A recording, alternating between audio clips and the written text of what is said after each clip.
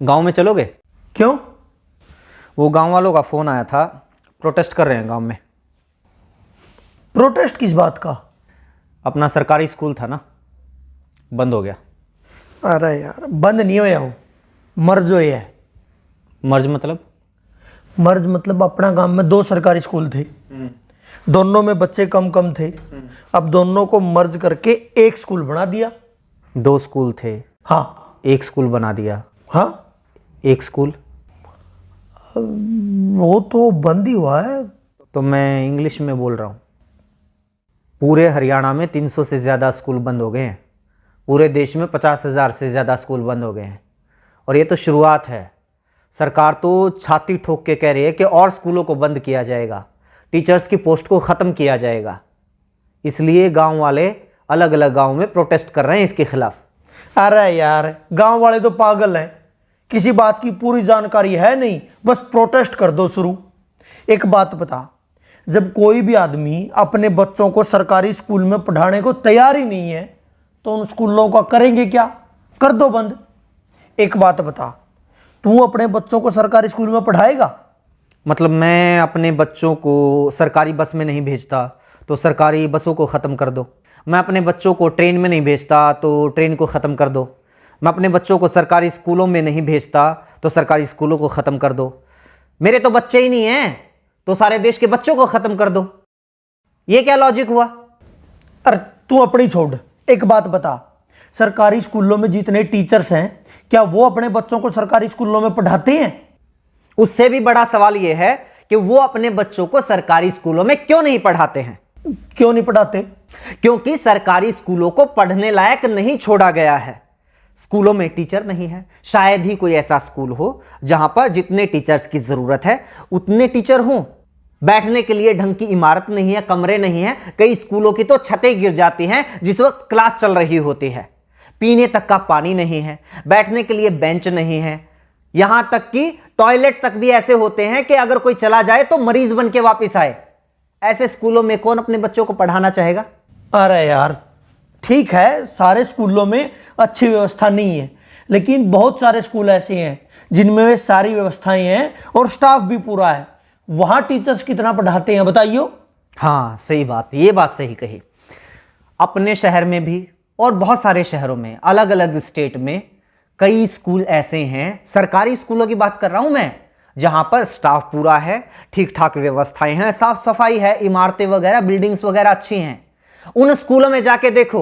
आप टीचर्स की बात करते हो, अधिकारियों के बच्चे भी उन सरकारी स्कूलों में पढ़ते हैं। उन स्कूलों में एडमिशन के लिए सिफारिशें लगती हैं, एडमिशन नहीं हो पाते। कौन नहीं चाहता अपने बच्चों को सरकारी स्कूलों में पढ़ाना?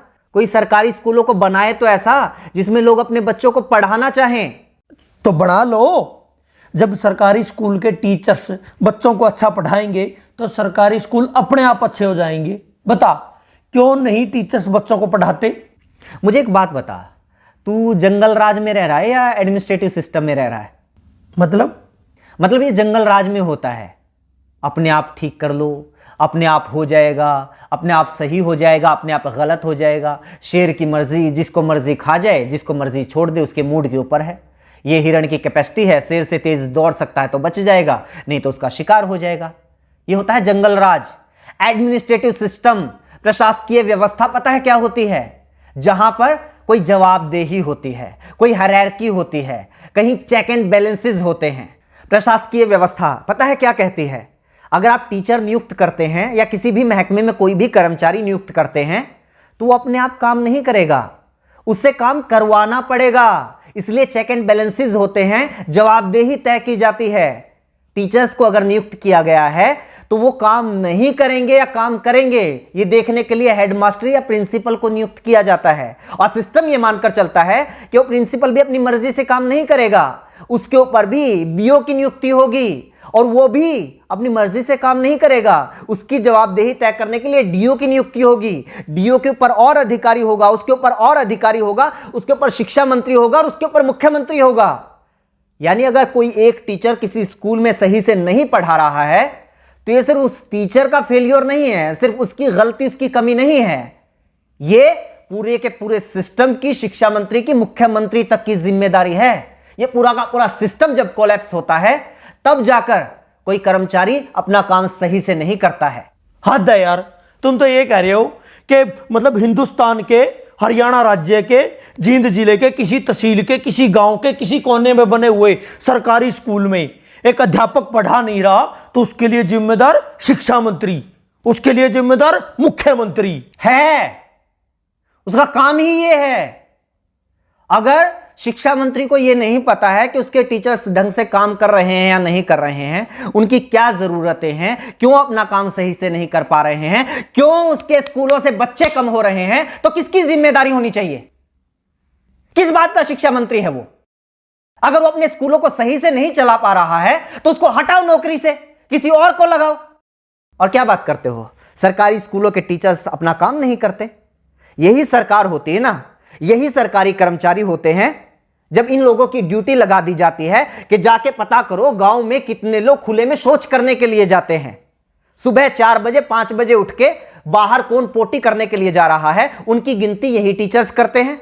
कभी परिवार पहचान पत्र बनाने में ड्यूटी लगा दी जाती है, कभी कावड़ियों की सेवा में लगा दी जाती है, कभी मेले और मंडियों में ड्यूटी लगा दी जाती है, और उन टीचर्स से यही सरकार काम लेती है। वो काम तो बड़े अच्छे से कर देते हैं टीचर्स। पता है क्यों? क्योंकि सरकार टीचर से वो काम करवाना चाहती है, शिद्दत से करवाना चाहती है, इसलिए वो काम करवा लेती है। लेकिन यही सरकार नहीं चाहती कि ये टीचर्स स्कूलों में पढ़ाएं। इसलिए मैं भी मानता हूं बहुत सारे टीचर्स अपना काम ईमानदारी से नहीं करते होंगे, क्योंकि उनको पता है कोई चेक एंड बैलेंस नहीं है, कोई जवाबदेही नहीं है, और सरकार खुद नहीं चाहती कि सरकारी स्कूलों में पढ़ाई हो, ताकि बच्चे धीरे धीरे स्कूलों से अपना नाम कटवा कर प्राइवेट स्कूलों में चले जाएं, फिर स्टूडेंट्स की संख्या कम हो जाए और सरकार को बहाना मिल जाए, बच्चे तो आ ही नहीं रहे, स्कूल बंद कर दो। ये ज्ञान देने वाले बहुत मिलेंगे। टीचर्स पढ़ाना शुरू कर दो तो स्कूल अपने आप अच्छे हो जाएंगे। लोग रिश्वत लेना बंद कर दो तो अपने आप करप्शन खत्म हो जाएगा। लोग साफ सफाई रखने लग जाएं तो अपने आप स्वच्छता हो जाएगी। लोग प्रदूषण फैलाना बंद कर दें तो अपने आप पर्यावरण अच्छा हो जाएगा। एडमिनिस्ट्रेटिव सिस्टम में लोग अपने आप नहीं करते, सिस्टम तय करता है कि आपको क्या करना है। देश चला रहे हो, यह सत्संग भवन नहीं चल रहा है यहां पे। चल ठीक है, ये जो पढ़ा रहे हैं या नहीं पढ़ा रहे, सैलरी पता है उनकी कितनी है? 70,000, 80,000। प्राइवेट स्कूलों में भी टीचर हैं 20-20, 25-25 हजार में, इनसे काफी अच्छा पढ़ाते हैं। इनकी सैलरी इतनी क्यों है? अब इस बात को तो क्या जवाब दूं? रुक एक बार, एक लिस्ट में इसी की निकाली थी मैंने। अपने देश में बहुत सारे लोगों को यह लगता है कि टीचर्स की सैलरी बहुत है, लेकिन जो दुनिया के अच्छे अच्छे देश है ना, जहां पर अच्छा एजुकेशन सिस्टम है, लाइफ लिविंग स्टैंडर्ड है, जहां का वीजा लगवाने के लिए दुनिया भर के लोग मरते हैं, उन देशों की बात कर। कनाडा में $1,00,000 सालाना, $1,00,000 सालाना टीचर्स की औसत इनकम है। पता है कितना हुआ? 1 लाख को 80 से गुणा कर 80 लाख रुपए सालाना। बता महीने की कितनी सैलरी हुई? जर्मनी में 63,000 यूरो, वो भी लगभग 80 रुपए के बराबर है, उसको भी 80 से गुना कर। आगे आजा, नीदरलैंड में 60,000 यूरो, ऑस्ट्रेलिया में 98,000, लगभग $1,00,000, यूएसए में $60,000, आयरलैंड में $48,000, डेनमार्क में 47,000 यूरो, ऑस्ट्रिया में 45,000 यूरो। और तुम लोगों को यह लगता है कि हमारे देश में टीचर्स की सैलरी तो पता नहीं बहुत ज्यादा है। प्राइवेट स्कूलों में तो 20,000 में पढ़ा रहे हैं। जब सरकारी स्कूल वालों की 20,000 रुपए सैलरी कर दोगे ना, तो फिर 10,000 वाले आएंगे, वो कहेंगे कि हम 10,000 में पढ़ाने के लिए तैयार हैं। और जब 10,000 सैलरी कर दोगे तो 5,000 वाले आएंगे, और जब 5,000 कर दोगे तो 500 रुपए वाले आएंगे कि हम 500 रुपए में पढ़ाने के लिए तैयार हैं। और जब 500 कर दोगे तो वो लोग भी आएंगे कि जी बस 2 टाइम की रोटी दे देना, हम तो उसी में पढ़ा लेंगे। और जब वो भी कर दोगे तो वो भी आएंगे कि रोटी की भी जरूरत नहीं है, सिर छुपाने के लिए बस छत दे देना तो हम पढ़ा लेंगे। कितना नीचे जाओगे? बनना तो अमेरिका कनाडा है, लेकिन नीतियां तुम्हें सोमालिया जैसी चाहिए। इसीलिए तो हमारे देश के जो अच्छे वैज्ञानिक हैं वो मौका मिलते ही विदेश में कट लेते हैं। अच्छे इंजीनियर विदेश में चले जाते हैं, और अच्छे पढ़ाने वाले भी विदेश में चले जाते हैं। दुनिया का ढंग का ऐसा कोई विकसित देश उठाकर देख लो, वहां पर शिक्षा मुफ्त होगी या फिर बहुत थोड़ा बहुत खर्च करके कोई भी अपने बच्चों को अच्छी शिक्षा दे सकता है। स्वास्थ्य सेवाएं मुफ्त होंगी या फिर थोड़े बहुत खर्चे पर कोई भी अपना इलाज करवा सकता है। हाँ, ये आई बात। मुफ्त स्वास्थ्य सेवाएं मुफ्त, शिक्षा मुफ्त, ट्रांसपोर्ट मुफ्त। ये जो मुफ्त की रेवड़ियों वाला सिस्टम है ना, यही गलत है। क्यों दे भाई मुफ्त? एक तो ये बात गलती से मुझसे ही निकल गई। फ्री फ्री क्या होता है? तो सरकार को टैक्स देता है। हाँ, 28% तक जीएसटी देता है। दूध दही तक के ऊपर भी टैक्स है, पानी तक के ऊपर टैक्स है। कहीं इनकम टैक्स, कहीं प्रॉपर्टी टैक्स, कहीं जुर्माना है, कहीं टोल टैक्स, गाड़ी लो तो टैक्स, सुई लो तो टैक्स, हवाई जहाज लो तो टैक्स। 50 तरह के टैक्स देता है। पैदा होने वाले बच्चे से लेकर मरने वाले आदमी तक इस देश में हर कोई टैक्स देता है। एक भिखारी से लेकर अडानी अंबानी तक इस देश में हर कोई टैक्स देता है। लेकिन बदले में सरकार क्या देती है? अगर बदले में सरकार हमारे बच्चे को एजुकेशन तक नहीं दे पाती, बदले में सरकार हमारे बच्चे को हेल्थ सर्विसेज तक नहीं दे पाती, तो किस बात का टैक्स भाई? बात पता है क्या है? आज तो तुम लोगों की थोड़ी बहुत औकात हो गई है कि भाई 5-10 हजार रुपए महीने के तो अपने चिंटू मिंटू को पढ़ाने के लिए हम दे ही सकते हैं, इसलिए क्या करना है सरकारी स्कूलों का, करो बंद। अपने चिंटू मिंटू की चिंता है, लेकिन वो जो मनरेगा के मजदूर हैं वो कहां से लेके आएंगे भाई 5-5, 10-10 हजार रुपए महीने की फीस? उनके बच्चे कहां पढ़ेंगे? मजदूरों के बच्चे, गरीब किसानों के बच्चे, उन लोगों के बच्चे कहां पढ़ेंगे जो लोग दिन में 100 रुपए कमा के लेके आते हैं और 80 रुपए का पौवा पी के सो जाते हैं बीवी को पीट के? वो बच्चे कहां जाएंगे? अगर ऐसी ही सोच कुछ साल पहले और लोगों की होती तो ना तो किसी मल्लाह के बेटे को अब्दुल कलाम देश के राष्ट्रपति बनना था और ना ही किसी चाय बेचने वाले के बेटे को प्रधानमंत्री बनना था। जाके पढ़ लो इन लोगों का इतिहास, जीवनियां। कौन से सेंट जोसेफ कॉन्वेंट स्कूल में पढ़े थे, इन्हीं सरकारी स्कूलों में पढ़ के इतने बड़े लोग बने हैं ये। और कॉन्वेंट स्कूलों में अपने बच्चों को पढ़ाकर चौड़ा होने वालों, याद रखना कुछ सालों के बाद अपने इन्हीं चिंटू मिंटू का नाम सरकारी कॉलेज, सरकारी यूनिवर्सिटी, सरकारी आईआईटी, सरकारी आईएएम, एनआईटी, सरकारी संस्थानों की लिस्ट में ढूंढते हुए मिलोगे। तब तो नहीं कहोगे कि ना हम तो अपने बच्चों को सरकारी यूनिवर्सिटी में नहीं पढ़ाएंगे, सरकारी कॉलेज में नहीं पढ़ाएंगे, हमें तो डीयू में एडमिशन नहीं चाहिए, पीयू में एडमिशन नहीं चाहिए, एमडीयू में केयू में एडमिशन नहीं चाहिए। तब भी पढ़ा लेना अपने बच्चों को प्राइवेट कॉलेज में या फिर प्राइवेट यूनिवर्सिटी में।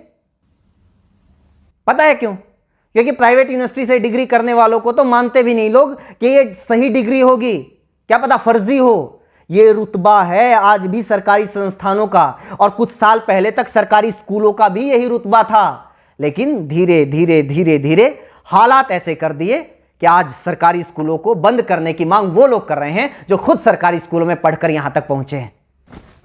मेरा ऊपर क्यों गर्म हो रहा है? मैं तो ये कह रहा हूं कि मतलब सारा सिस्टम ही खराब है। हाँ तो सिस्टम को सुधारो ना।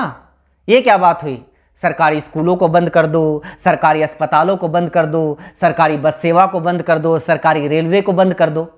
भाई ये सारी चीजें अगर सरकारी बंद हो जाएंगी, ये सारी चीजें प्राइवेट हो जाएंगी, तो फिर सरकार क्यों सरकारी होनी चाहिए?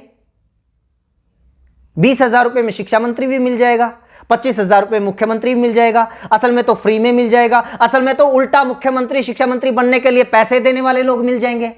इनको भी ले आओ प्राइवेट। सिस्टम को सुधारने की बात करो ना। टीचर्स को दोष दे के नहीं नहीं बंद करो, इनकी ज्यादा सैलरी है। वैसे जितना इनका काम है ना, इनके लिए तो 10,000 भी ज्यादा है। मतलब मेरा चाचा का लड़का है, सुबेरे 8-9 बजे स्कूल में जाना, 2-2:30 बजे वापिस आ जाइए हैं। संडे की छुट्टी, कई बार सैटरडे की भी छुट्टी, फिर होली दिवाली, मतलब छुट्टी पता नहीं कितनी छुट्टी होती हैं। तनख्वाह 60,000 70,000 रुपये। और यहाँ देखो दिन रात मतलब दुकान में काम करा, होली दिवाली कितने बार तो पता नहीं छुट्टी हुआ नहीं हुआ है, 9-10 घंटे कम से कम दुकान खोलते हैं, दिन रात मेहनत करते हैं, तब जाके 2 पैसे आते हैं घर में। असली समस्या तो ये है ना, मेरी बुआ का लड़का सरकारी लगा हुआ है, मेरे चाचा का लड़का सरकारी लगा हुआ है, मेरे पड़ोस में सरकारी लगा हुआ है। पूरे मोहल्ले में एक बच्चे को नौकरी मिल जाए तो सारे मोहल्ले में आग लग जाती है। इस जलन का क्या करेंगे भाई साहब? बस लोगों को यह चाहिए कि भी हमारी एक आंख फूटी हुई है तो सामने वाले की दोनों फोड़ दो। और सरकार भी इस बात को बहुत अच्छे से समझ रही है, इसलिए तुम लोगों को बताती रहती है टाइम टाइम पे कि आज हमने किसानों की दोनों आंखें फोड़ दी, आज हमने मुसलमानों की दोनों आंखें फोड़ दी, आज जाटों की फोड़ दी, आज पटेलों की फोड़ दी, आज बैंक वालों की फोड़ दी, और अब ये सरकारी टीचर्स की फोड़ रहे हैं। तुम लोग खुश। लेकिन नागरिक तो उस दिन बनोगे ना, व्यवस्था तो उस दिन सुधरेगी ना, देश तो उस दिन आगे बढ़ेगा ना, जब खड़े होके कहोगे कि जी सामने वाले की जो दोनों आंखें हैं वो सलामत रहनी चाहिए और मेरी एक आंख फूटी हुई है उसका इलाज करवाओ, तब पता चलेगा सरकार क्या करती है।